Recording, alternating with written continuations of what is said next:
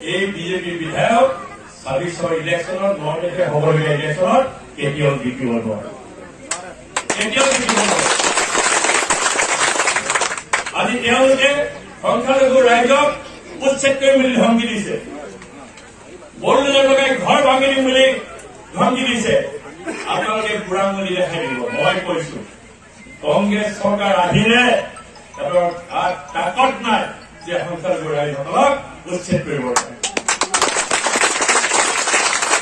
আমাৰ নেতা ৰাহুল গান্ধী ডাঙৰীয়া, আমাৰ অসমৰ এই বিজেপি বিধায়ক ২৬ ইলেকশ্যনত ৯ তাৰিখে হ'বলগীয়া ইলেকশ্যনত কেতিয়াও জিকিব নোৱাৰে।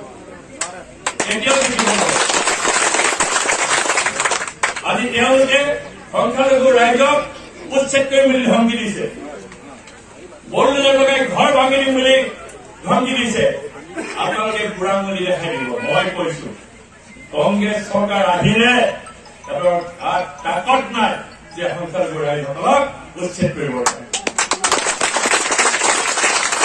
আমাৰ নেতা ৰাহুল গান্ধী ডাঙৰীয়া, আমাৰ অসমৰ এই বিজেপি বিধায়ক ২৬ ইলেকশ্যনত ৯ তাৰিখে হ'বলগীয়া ইলেকশ্যনত কেতিয়াও জিকিব নোৱাৰে।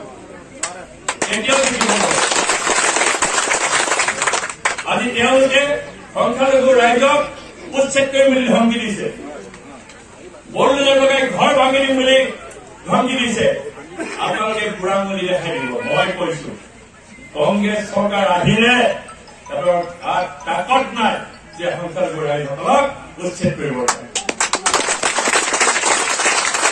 আমাৰ নেতা ৰাহুল গান্ধী ডাঙৰীয়া, আমাৰ অসমৰ এই বিজেপি বিধায়ক ২৬ ইলেকশ্যনত ৯ তাৰিখে হ'বলগীয়া ইলেকশ্যনত কেতিয়াও জিকিব নোৱাৰে। আজি তেওঁলোকে সংখ্যালঘু ৰাইজক উচ্ছেদ কৰিম বুলি ধমকি দিছে, বলডোজাৰ লগাই ঘৰ ভাঙি দিম বুলি ধমকি দিছে। আপোনালোকে বুঢ়াঙুলি দেখাই দিব। মই কৈছো কংগ্ৰেছ চৰকাৰ আহিলে তাকত নাই যে সংখ্যালঘু ৰাইজসকলক উচ্ছেদ কৰিব পাৰে।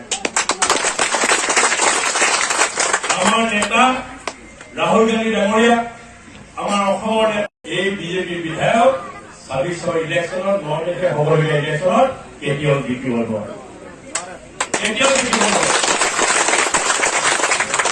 আজি তেওঁলোকে সংখ্যালঘু ৰাইজক উচ্ছেদ কৰিম বুলি ধমকি দিছে, বলডোজাৰ লগাই ঘৰ ভাঙি দিম বুলি ধমকি দিছে। আপোনালোকে বুঢ়াঙুলি দেখাই দিব। মই কৈছো কংগ্ৰেছ চৰকাৰ আহিলে তাকত নাই যে সংখ্যালঘু ৰাইজসকলক উচ্ছেদ কৰিব পাৰে। আমাৰ নেতা ৰাহুল গান্ধী ডাঙৰীয়া, আমাৰ অসমৰ